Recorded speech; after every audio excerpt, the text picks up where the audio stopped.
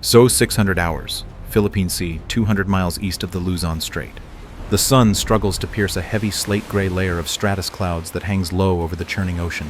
Humidity sits heavy on the flight deck of the lead carrier, mixing with the sharp scent of jet fuel and salt spray.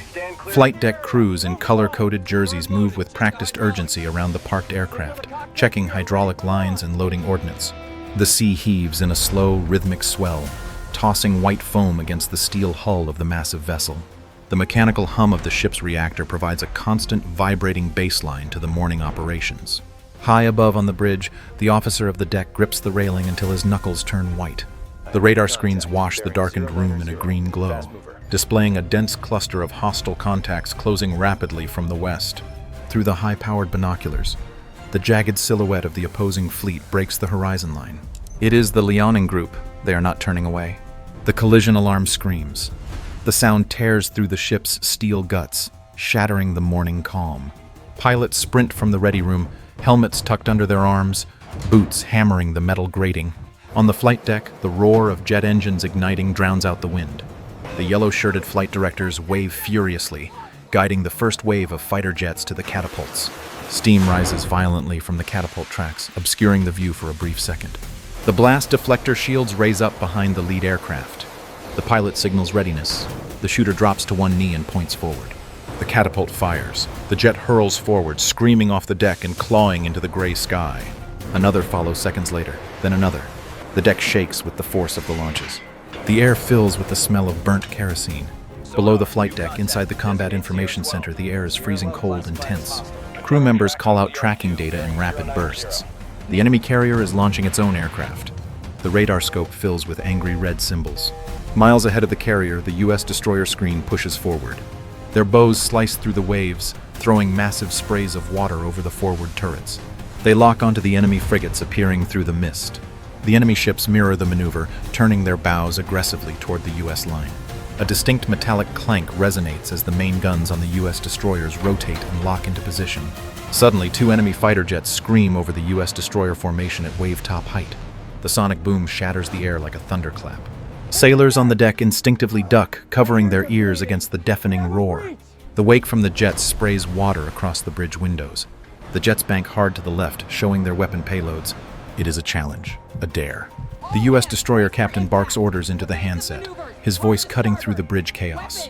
The close-in weapon systems spin up with an electric whine, their barrels tracking the retreating aircraft. The admiral on the carrier stares at the tactical plot. The enemy fleet is crossing the red line.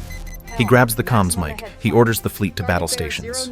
He authorizes the deployment of the Ready Alert fighters to intercept the enemy combat air patrol. He does not hesitate. The sky fills with the contrails of dozens of aircraft spiraling upward. The ocean surface is churned white by the wakes of maneuvering warships. The distance closes. The heavy thrum of rotors beats against the water as anti-submarine helicopters lift off from the destroyers. There is no turning back now.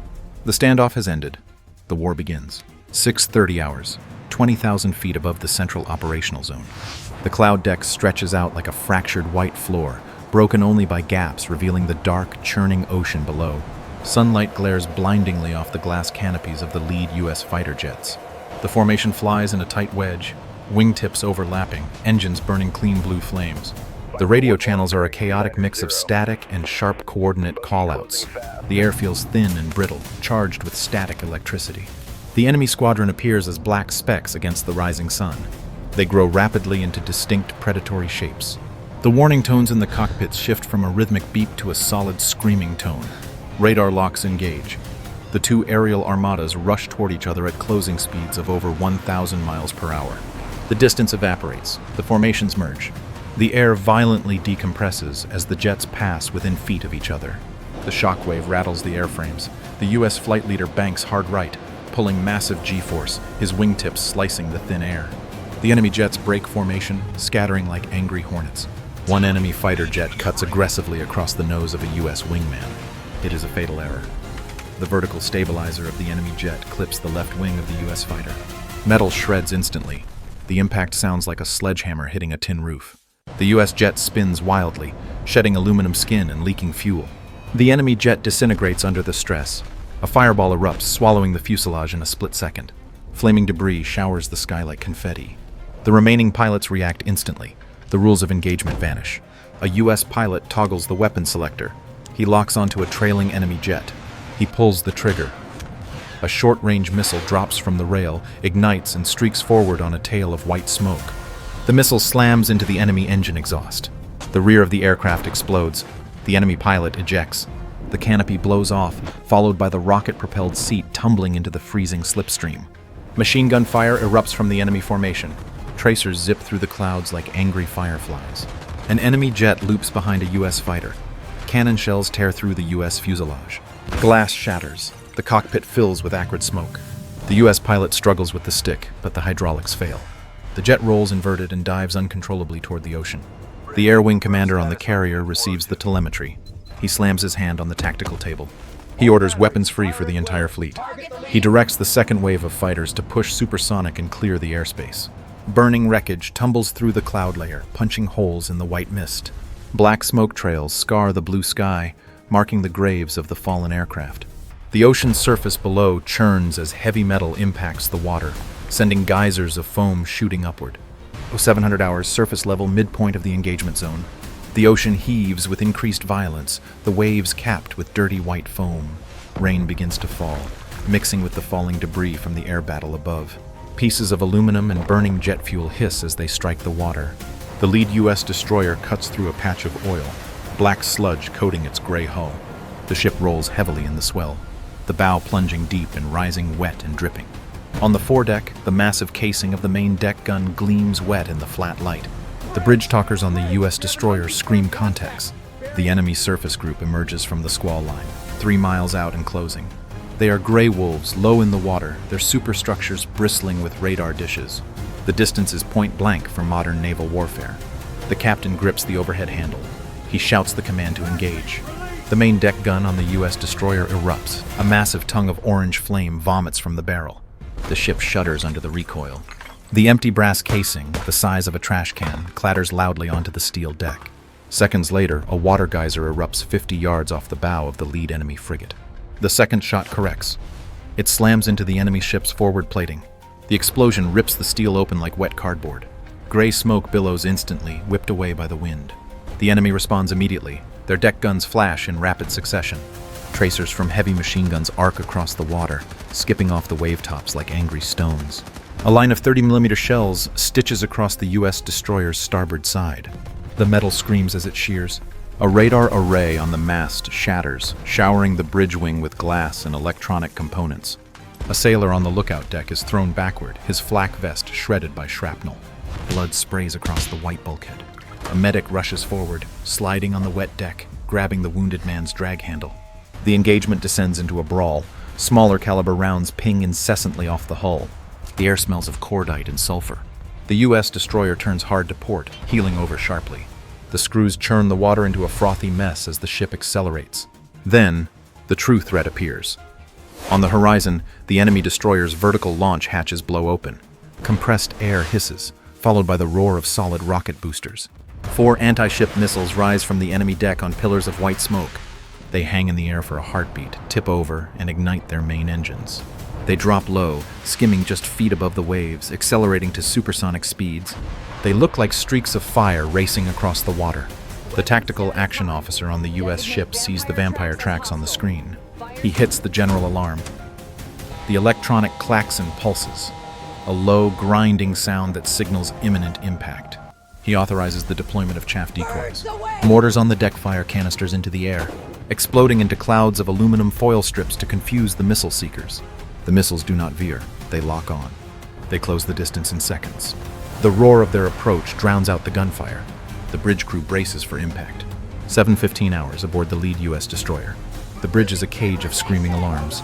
The radar screen is a mess of strobing red light. The incoming missiles are 3 seconds out. The ship's automated defense network seizes control from the crew. The massive white dome of the stern Gatling gun swivels instantly, its radar eye locking onto the lead threat. The gun fires. It does not sound like a machine gun. It sounds like a chainsaw tearing through sheet metal. A solid beam of tungsten tracers erupts from the barrel, sawing through the air. The lead enemy missile flies directly into the wall of lead. The warhead detonates prematurely. A massive orange flower of fire blooms 100 yards off the starboard beam. Shrapnel peppers the water like hail. Interceptor missiles launch vertically from the forward deck. They streak upward, bank hard, and dive at the remaining threats. Two bright flashes illuminate the gray sky as the interceptors collide with two more enemy missiles. The concussions shake the destroyer violently, but the fourth missile survives. It weaves through the falling debris of its wingman. It drops lower, 5 feet above the swells, under the radar limit of the Gatling gun. The missile slams into the ship's hull just below the bridge wing. The impact is absolute. 400 pounds of high explosive detonates inside the steel skin. The blast rips the bulkhead open, curling 3-inch steel plating outward like peeled fruit. The explosion vents upward, engulfing the starboard bridge wing in a fireball that reaches 10 stories high. The glass windows of the bridge shatter inward, spraying the command crew with diamond-sharp shards. The captain is hurled across the room, slamming into the tactical map table. Smoke instantly chokes the compartment. Below decks, the devastation is total. The blast wave tears through the main corridor, blowing watertight doors off their hinges. Fire erupts in the ventilation shafts, pumping thick, black, toxic smoke into the engineering spaces. Pipes burst, spraying high-pressure steam that cooks the paint off the walls. Sailors in the damage control lockers are knocked off their feet. The lights die. Emergency red strobe lights flicker in the darkness. The ship lists heavily to the right. Gravity shifts. Loose equipment, helmets, fire extinguishers, chairs, slides across the tilted decks, crashing into bulkheads. Water rushes into the gaping wound in the hull, mixing with leaking fuel oil. The ocean pours into the auxiliary machine room. On the flight deck, the blast pressure knocks a parked helicopter onto its side. The rotors smash against the deck, shattering into composite splinters. A fuel line ruptures. Jet fuel pools around the wreckage, igniting from the heat of the burning superstructure. The executive officer crawls through the smoke on the bridge. He grabs the localized handset. He screams for Damage Control Central. He orders all repair parties to the starboard midsection. He coughs violently, spitting soot. He looks out the shattered window. The hull is groaning, the ship is dying. 0730 hours, 500 feet below the surface, directly beneath the carrier group. The world here is eternal night, crushing pressure and freezing cold. The heavy water acts as a sound conductor, carrying the distant, muffled thumps of the surface battle like thunder rolling through a valley. The U.S. attack submarine glides through the thermocline layer, a black shark hunting in the dark. Inside the hull, the lighting is rigged for red. The air is scrubbed and recycled, smelling faintly of ozone and stale coffee. Crewmen in the sonar room sit hunched over waterfall displays, watching cascading lines of green digital static. A senior sonar technician freezes. He presses his headphones tighter against his ears. He isolates a frequency. A faint metallic scrape cuts through the background noise of the ocean. It is a transient sound, a torpedo tube door opening. He screams the contact bearing. The captain reacts instantly. He does not ask for verification. He orders a snapshot. Tube 1 and 2, fire! Compressed air hammers the water. The submarine shudders as 2 heavy torpedoes are ejected from the bow. The weapons clear the tubes, their propellers bite into the water, and they accelerate to 50 knots. A high-pitched whine pierces the ocean silence as the torpedo guidance wires unspool. 2 miles away, the enemy hunter-killer submarine realizes its mistake. It was lining up a shot on the U.S. carrier's keel, but the hunter has become the prey. The enemy captain screams for full emergency power. The enemy sub banks violently, its screw churning the water into a cavitating frenzy, creating a massive noise spike. It releases acoustic decoys, cylinders that hiss and pop, creating walls of sound to confuse the incoming weapons. The U.S. torpedoes ignore the decoys. Their active sonar begins to ping, a terrifying rapid-fire ping-ping-ping that accelerates as the range closes. The first U.S. torpedo closes the gap. It corrects its course, diving slightly to match the enemy's desperate descent. It strikes the enemy submarine just aft of the conning tower. The warhead detonates. The explosion creates a massive gas bubble that expands faster than the speed of sound. The water is pushed back with violent force, then collapses inward. The shockwave hits the enemy steel hull like a hammer striking an egg. The pressure hull buckles instantly. Steel plates 3 inches thick shatter into jagged shrapnel. The ocean rushes in at supersonic speed. Inside the enemy sub, the air is instantly compressed until it ignites. The crew does not drown. They are incinerated by the compression heat before the water even touches them. Bulkheads shear off their mounts. The reactor vessel breaches. The submarine breaks in half. The bow section tilts down, heavy and lifeless. It begins the long, spiraling plummet into the abyss. On the surface, the U.S. carrier shudders slightly as the shockwave reaches the keel. A massive boil of white water and oil erupts from the deep, marking the grave of the enemy vessel. 800 hours, flight deck of the U.S. carrier. The massive vessel heels sharply to starboard, carving a deep white scar into the ocean as it turns directly into the wind. The 30-knot headwind whips across the deck, tearing at the clothes of the crew. The noise is absolute, a physical wall of sound generated by 20 jet engines screaming at idle. The air is hot, shimmering with exhaust haze, and smells thick of unburnt kerosene and hot rubber. This is the main event, the Alpha Strike. The yellow shirt flight directors dance backward, waving their wands with frantic precision. The first aircraft to the catapults are not fighters, but the electronic warfare jets. They carry no bombs, only strange, bulbous pods under their wings. They taxi over the shuttle track. The nose gear drops into the slot. The holdback bar locks in place with a heavy metallic clank. The jet blast deflectors rise from the deck like steel walls, blocking the exhaust from incinerating the aircraft behind. The pilot salutes. The shooter touches the deck. The steam catapult fires. The sound is a pneumatic sledgehammer blow that shakes the entire bow. In 2 seconds, the electronic warfare jet accelerates from 0 to 170 miles per hour. It drops slightly as it leaves the deck, spraying mist from the water below. Before the engines catch the lift and roar upward, it banks hard, climbing to the ionosphere to blind the enemy radar. Now come the heavy hitters. Strike fighters taxi forward, their wings laden with heavy gray cruise missiles and laser-guided bombs.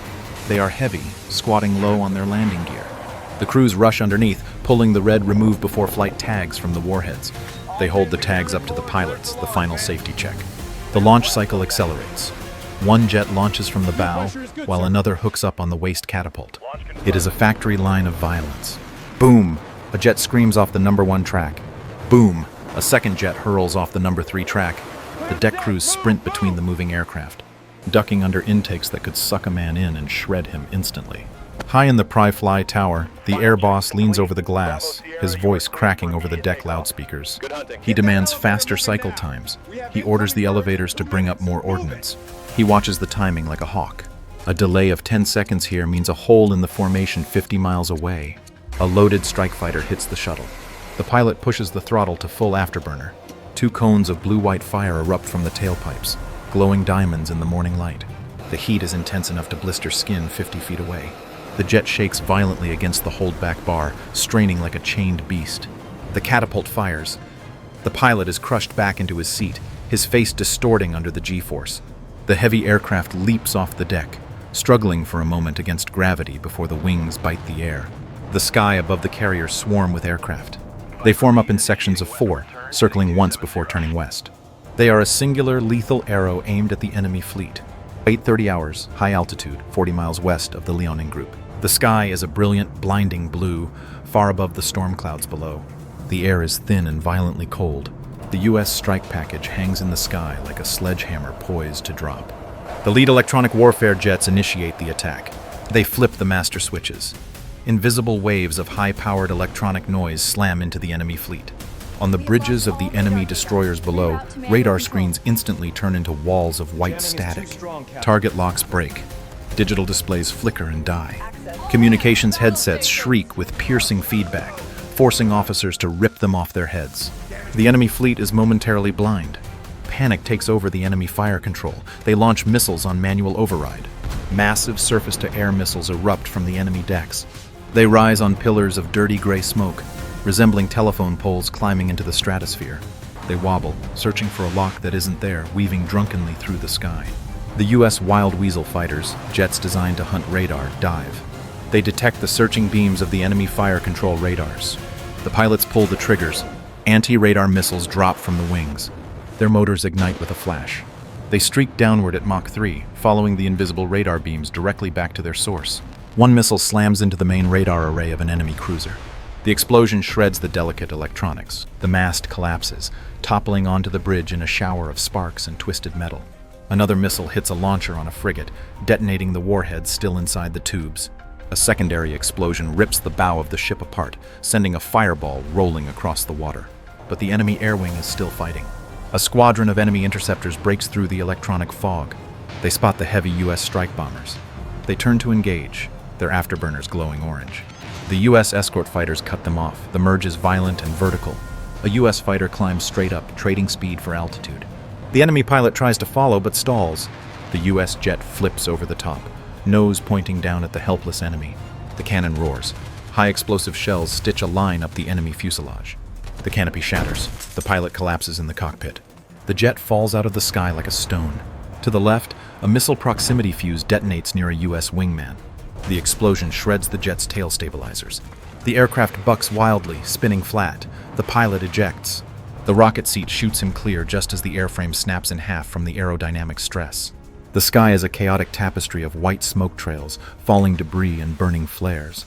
The noise is constant, the tearing sound of jet engines and the crack of sonic booms. Through the smoke and the falling wreckage, the main body of US strike fighters pushes through. The path to the carrier is open.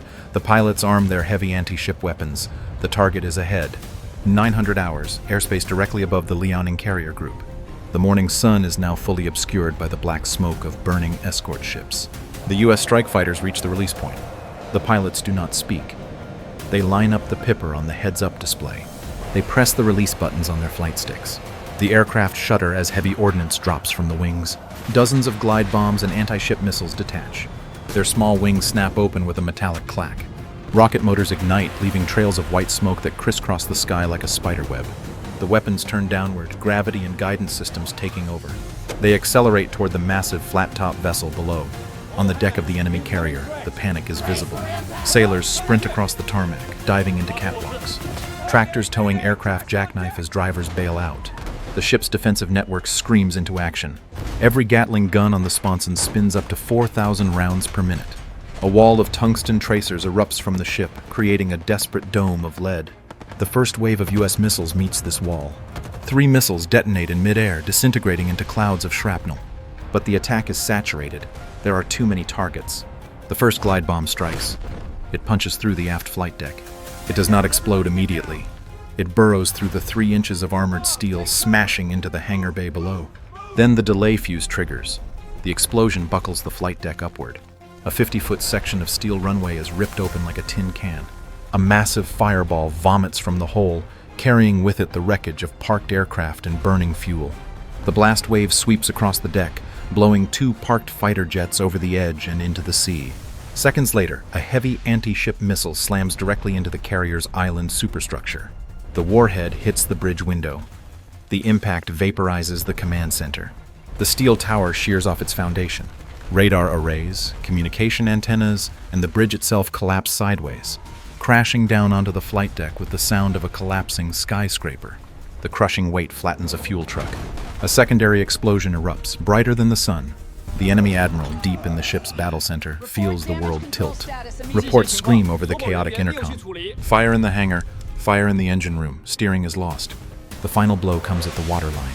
A sea-skimming missile, ignoring the chaos above, strikes the port side amidships. It pierces the torpedo protection belt. The explosion tears a hole the size of a bus in the hull. The ocean rushes in. The blast destroys the port turbine. Steam lines rupture, cooking the air in the engineering spaces. The mighty vessel shudders violently, a death rattle that vibrates through every beam and rivet.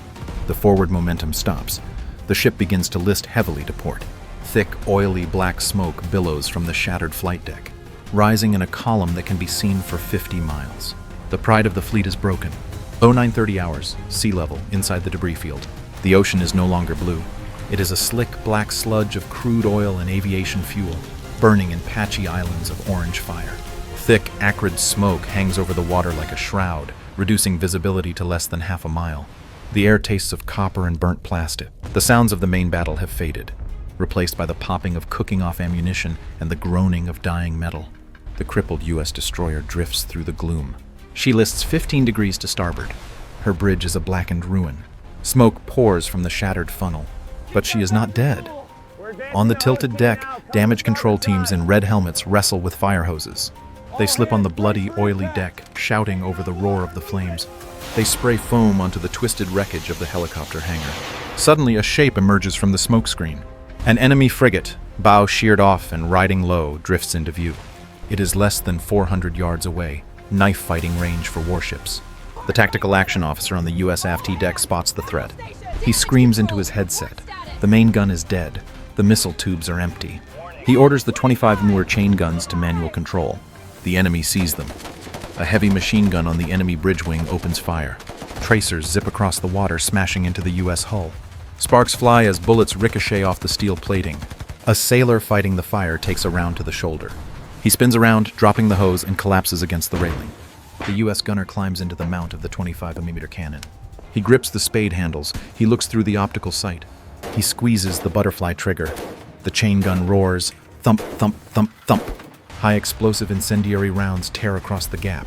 They walk up the side of the enemy frigate. The shells punch through the thin hull plating like paper. They shred the enemy life rafts strapped to the side. They impact the exposed bridge wing. The enemy machine gun position disintegrates in a pink mist and flying metal. The enemy returns fire with a deck-mounted cannon. A shell shrieks over the U.S. deck and slams into the waterline. The explosion sends a geyser of water and oil spraying over the U.S. crew. The ship lurches violently. The list deepens. The ocean pours into the fresh wound. The U.S. captain, bleeding from a scalp wound, grabs the helm wheel on the auxiliary bridge.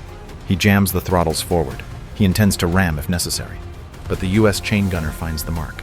He pours fire into the enemy's exposed torpedo tubes. A round pierces the warhead casing. The explosion is blinding. The midsection of the enemy frigate vanishes in a white-hot flash. The shockwave flattens the waves between the two ships. The enemy vessel snaps in half instantly. The stern rises vertically, the propeller still spinning in the air before sliding silently under the oil-slicked surface.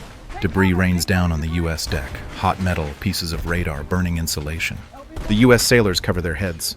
Then silence returns, broken only by the crackle of fires and the shouting of medics. 1,000 hours, the Philippine Sea. The guns fall silent. The wind shifts, pushing the wall of black smoke to the east, revealing the scale of the devastation. The ocean surface is a graveyard of jagged metal and burning oil. The water is choked with debris, suitcases, life jackets, shattered radar domes, and bodies. The silence is heavy, broken only by the rhythmic thumping of rotor blades. The battle phase ends, the rescue phase begins. US Navy Seahawk helicopters hover low over the swells, their downwash flattening the oil-slicked waves. A rescue swimmer sits on the edge of the open cabin door. He wears a mask and fins. He taps his chest. He jumps. He splashes into the black water. He swims toward a group of survivors clinging to a piece of floating hull plating. They are enemy sailors. They are covered in fuel oil, their eyes white and wide against blackened faces. They cough up seawater. The U.S. swimmer grabs the nearest man by the vest. He gives the thumbs-up signal. The steel cable lowers from the helicopter. The hoist winds, lifting the enemy sailor into the sky. On the flight deck of the surviving U.S. carrier, the scene is a chaotic field hospital. The flight deck is slippery with blood and firefighting foam. Corpsmen run between rows of stretchers. They kneel over wounded pilots and sailors, applying tourniquets and jamming gauze into shrapnel wounds.